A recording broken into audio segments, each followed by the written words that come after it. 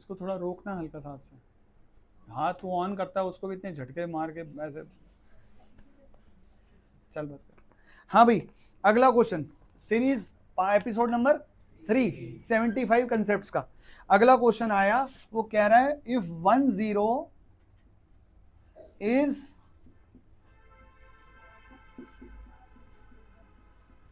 Reciprocal of the other. अगर एक zero दूसरी जीरो का रेसिप्रोकल होता है तो उस केस में अल्फा प्लस अल्फा बीटा यानी कि सी अपॉन ए हमेशा 1 के इक्वल होता है, हमेशा। कब? जब एक जीरो दूसरे का रेसिप्रोकल होता है। इसी की मम्मी इसको प्यार से लाड से एक और नाम से भी बुलाती है। अगर एक जीरो दूसरे का मल्टीप्लिकेटिव इनवर्स होता है तो भी यही काम होता है। ठीक है, एक कंसेप्ट चेंज कर देता हूं। अगर एक जीरो दूसरे का नेगेटिव होता है, अगर एक जीरो दूसरे का नेगेटिव होता है, उस केस में सम ऑफ जीरोज यानी कि माइनस बी अपॉन ए जो होता है वो ज़ेरो के इक्वल होता है, यानी जीरो के इक्वल होता है। ठीक है, जब भी जीरो बोलना होता है मेरी फ्रेंच निकल जाती है, क्या करें। क्लियर, समझ में आई बात? तुझे तो आती है फ्रेंच। उन्स दोस्त रेज नहीं, तू जमन पढ़ती है? क्या हुआ? अच्छा, हिल रहा है। अगला क्वेश्चन आया, what is the degree of linear equation in 2 variable. भाई लीनियर होता ही तब है जब डिग्री 1 होती है। लीनियर इक्वेशन का मतलब होता है 1 डिग्री, क्वाड्रेटिक का मतलब होता है डिग्री 2, क्यूबिक का मतलब होता है 3। इसके आगे बाई क्वाड्रेटिक होता है, वैसे है ही नहीं, हमें लेने देना। क्यूबिक के बाद ही हमारे सिलेबस में नहीं है। आप तो पॉलिनोमियल्स सिर्फ क्वाड्रेटिक तक रह गया। अगला क्वेश्चन प्लीज ध्यान से समझना, वो कहता है y इज इक्वल टू 3। इसका अगर मैं कार्टेशियन प्लेन पे इसका एक ग्राफ बनाने लगूंगा, ऐसे अगर इसका एक ग्राफ बनाऊंगा तो इसका ग्राफ कैसा बनेगा? प्लीज ध्यान से समझ लेना, बड़ा आसान सी चीज है। देखो, जब ऐसा ग्राफ बनता है तो उसके लिए क्या होने चाहिए? एक्स और वाई दोनों चाहिए। इसमें क्या मिसिंग दिख रहा है?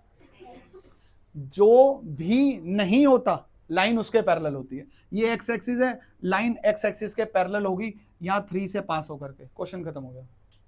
अगर इसी तरह से क्वेश्चन आता x इज इक्वल टू 3 तो इसमें कौन सा वेरिएबल नहीं है, तो इसका ग्राफ ऐसा बनता, यहां 3 से पास होता होगा।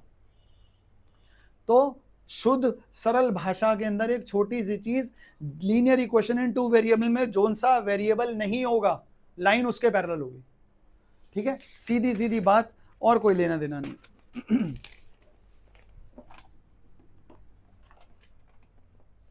अगला क्वेश्चन,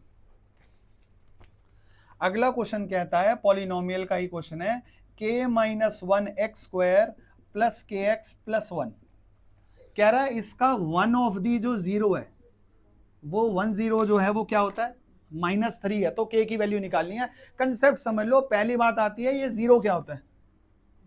9th में भी हमने सीखा था, जीरो होती है एक x की यानी वेरिएबल की एक ऐसी वैल्यू जिसको जब मैं इसमें x की जगह पे रिप्लेस करता हूं तो उसका फाइनल आंसर जो है वो जीरो आता है पक्का। यानी इस पॉलिनोमियल में जब मैं x की जगह पे -3 रखूंगा तो इसका आंसर पक्का ज़ेरो आएगा, जीरो आएगा।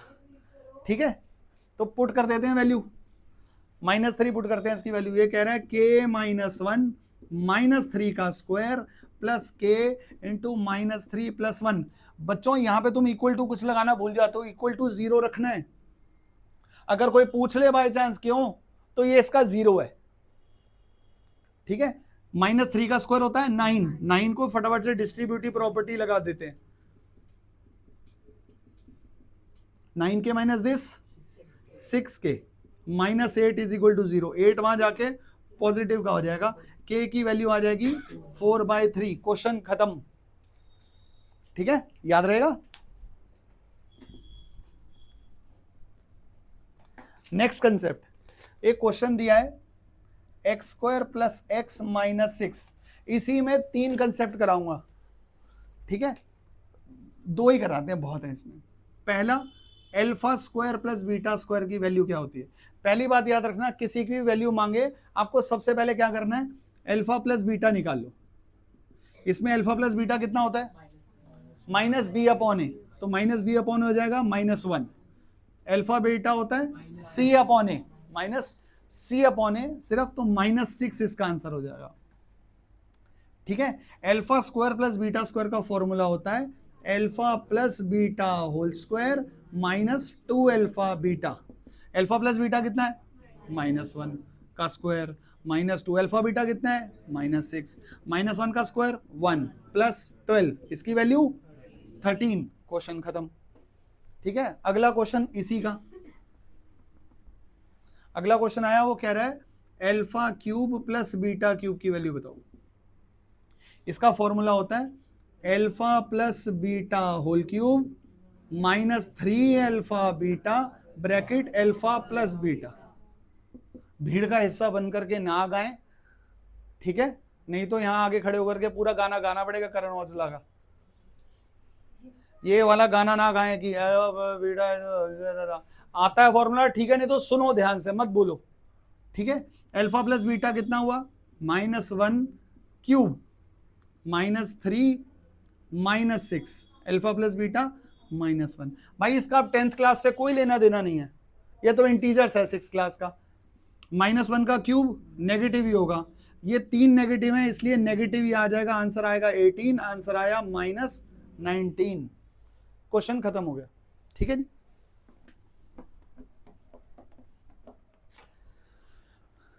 अगला क्वेश्चन प्लीज ध्यान से समझना, इसका क्वेश्चन ध्यान से समझना। मैं इसको एक ही क्वेश्चन अलग अलग तरीके से करा रहा हूं। एक दिया है x = a, हटा देता हूं, पहले वैल्यू से कराता हूं। वो कहता है x = 3 और x = 4। प्लीज ध्यान से समझना है क्वेश्चन, 2-3 तरीके से कराऊंगा। एक बोल रहा है x = 3 और x = 4, वो बोलेगा ये जो दो लीनियर इक्वेशन है इनके नंबर ऑफ सॉल्यूशंस कितने होंगे। दूसरा क्वेश्चन बनेगा जब इसका ग्राफ बनेगा तो इसका ग्राफ कैसा बनेगा। Thank you ma'am. वो बोलेगा कि इसका ग्राफ कैसा बनेगा। बड़े ध्यान से बात समझ लो, अगर ऐसा ही दिया होता y = 3 और y = 4, हिंदी आती है ना सबको, अगर दोनों x के बारे में दिए होंगे या दोनों के दोनों सिर्फ y के बारे में दिए होंगे तो इनका नो सॉल्यूशन होगा। ये हमेशा पैरेलल लाइंस बनाएंगे कब? जब दोनों एक ही वेरिएबल के बारे में दोनों बातें दी होंगी।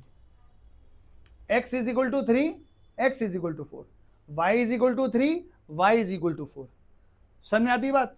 अब एक और क्वेश्चन क्या आएगा, अगर वो बोलेगा x = 3 और y = 4, ये क्या दिए हुए हैं?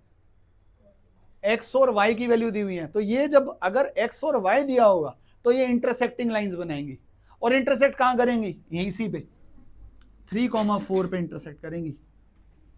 जब पेपर में प्री बोर्ड्स में क्वेश्चन आएगा तो नंबर की जगह पता क्वेश्चन कैसा आएगा? इसकी जगह पे लिखा होगा a, इसकी जगह पे लिखा होगा b, तो बोलेगा ये दो लीनियर इक्वेशंस हैं, इनका ग्राफ कैसा बनेगा। दोबारा ये किस किस की वैल्यू दी हुई है? x की अलग y की अलग, तो ये हमेशा इंटरसेक्टिंग होंगे।